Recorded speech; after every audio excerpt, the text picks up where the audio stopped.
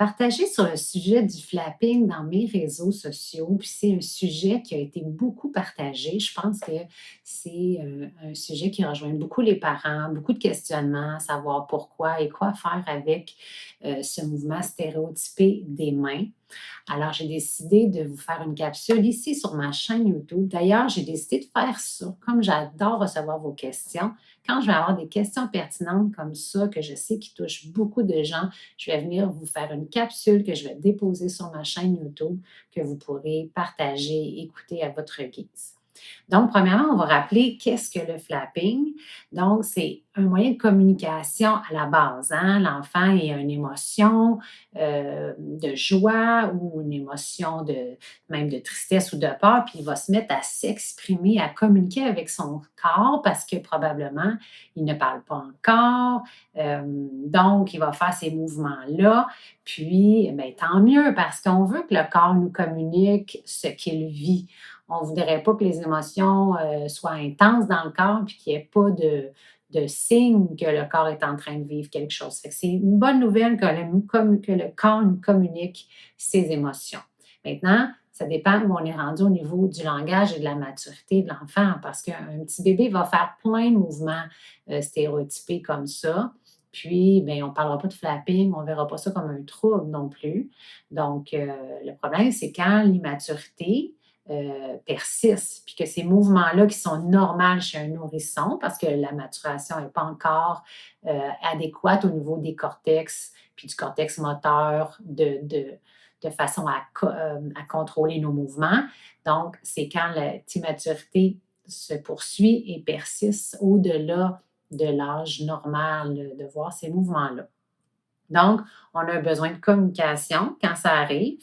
Donc, on partage notre émotion. Puis, on a aussi des signes de où est rendu notre niveau de maturation. Donc, on ne pourra pas dire que tous les enfants qui font du flapping ont un trouble du spectre de l'autisme, par exemple. C'est vraiment une forme d'immaturité. Puis après ça, bien, on regarde comment on peut aider cet enfant-là. Fait qu'il y a 2 points que je veux insister. Donc, le premier point, c'est est-ce que ça se peut que chez cet enfant ou cette personne-là, il y a un petit peu plus d'immaturité ou de fragilité dans la neurologie au niveau des mains et des bras? Parce qu'à ce moment-là, c'est la raison pourquoi on verrait plus d'immaturité persister dans cette zone du corps-là. Donc, les signes pour voir s'il y a de l'immaturité, bien, vous allez avoir parfois des enfants qui ont les mains, les doigts très renfermés, fermés, plutôt les poings, les pouces à l'intérieur, peut-être l'hypersudation aussi, des difficultés avec la motricité fine, de la faiblesse, donc se suspendre au barreau de singe, par exemple, au parc, ça pourrait être difficile. Donc, tout ça va être des signes d'immaturité au niveau de la force, des sensations, du sensoriel des mains. Puis, ben, on peut se douter que le flapping, les mouvements stéréotypés sont là, sont présents au niveau des mains, des bras, parce qu'il y a plus d'immaturité. Donc, puis quoi faire pour aider si c'est ce volet-là qu'on veut aider? On va faire encourager l'enfant à faire des mouvements de marionnette, par exemple, avec un rythme. Donc, on pourrait faire des mouvements avec la chanson Ainsi font, font, font les petites marionnettes. Donc, un mouvement là, d'une belle maturation qui implique le mouvement des avant-bras, des mains, un peu comme il cherche à le faire dans le fond. Mais là, on va le faire de façon contrôlée, avec un rythme, une chanson, dans le plaisir toujours. Puis aussi, on peut aller, encore une fois, au parc, faire les barreaux de singe. Puis là, ce qu'on va faire, c'est qu'on va aider l'enfant. On peut commencer ça très tôt, là, autour des 7-8 mois. Là, on peut même faire l'exercice. Ça, c'est un exercice qui vient de l'approche Padovan. Donc, on va mettre l'enfant sur les barreaux de singe. On va l'aider. On peut tenir ses mains pour qu'il tienne bien. On va le tenir au bassin. On va le tenir au tronc. Puis le pouce, vous voyez le pouce en dessous du barreau. Ça, c'est un petit barreau, là, et il pourrait être beaucoup plus gros, évidemment. Puis, on va le suspendre comme ça, puis on va le balancer. Touc.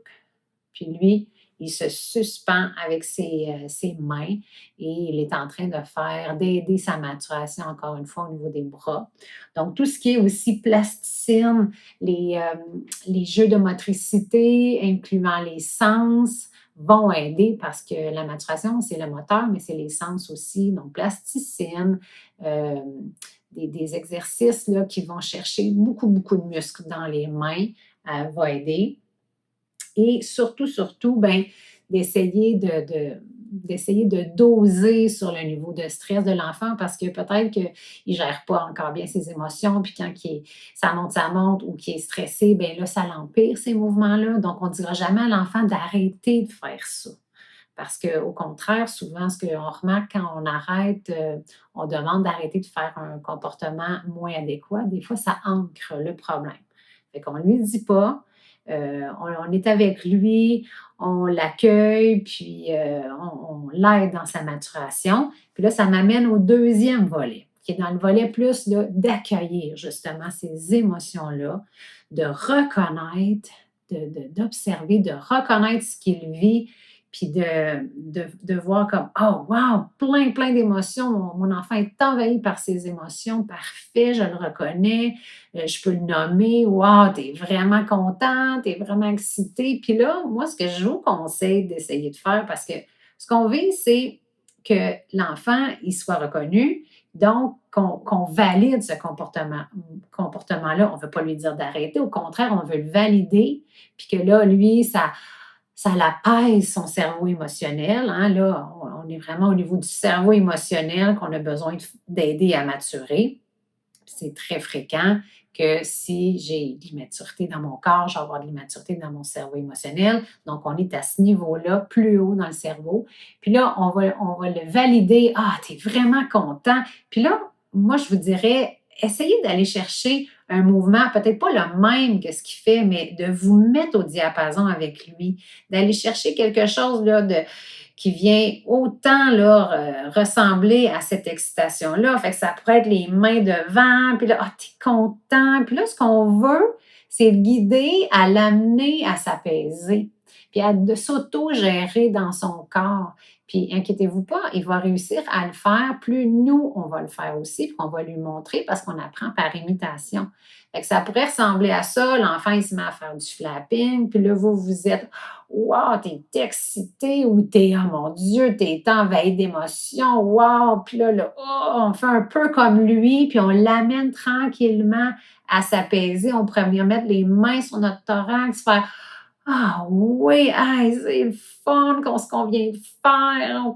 On continue ou on fait d'autres choses. Puis là, tranquillement, là, on l'amène à faire des mouvements plus lents. Puis nous-mêmes, on se met à respirer, puis à changer notre rythme. Donc, on part de aussi intense avec lui, puis on abaisse tranquillement nos mouvements puis on respire profondément. Fait que là, lui, il va voir un petit peu là, comment il peut s'auto-gérer, comment il peut progresser dans ces comportements-là, puis en même temps, il va être reconnu, il va se sentir adéquat de faire ça. Puis c'est super important.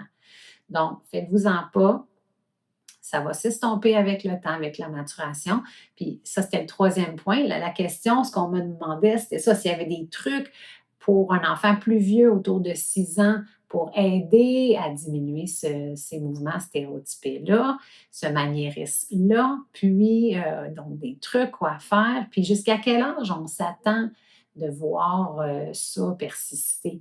Moi, je vous dirais, c'est jusqu'à temps que la maturation va être à un niveau assez haut pour dire que là, la gestion des émotions se gère beaucoup mieux. Le cortex moteur est mature, puis il gère bien les mouvements du corps. Puis c'est aussi qu'il va être assez mature pour imiter ses pairs, parce que comme je vous disais, on apprend par imitation. Puis si dans un environnement où personne fait ces mouvements-là, l'habitude va se perdre. Donc, c'est c'est un ensemble de choses, mais ça touche beaucoup sa maturation à lui. Donc, aidons-le à maturer, soyons pleins d'espoir d'encouragement, là. Je sais que c'est des périodes pas faciles, mais ça va passer. Puis, allez voir les autres belles choses qu'il fait. Focuser surtout sur ces belles choses-là. Puis, vous allez voir que les comportements moins appréciés vont diminuer. Alors, je vous souhaite bonne chance. Puis, continuez à me poser des belles questions comme ça. J'adore. Je vous les prépare, je vous les filme et je vous les partage. Merci.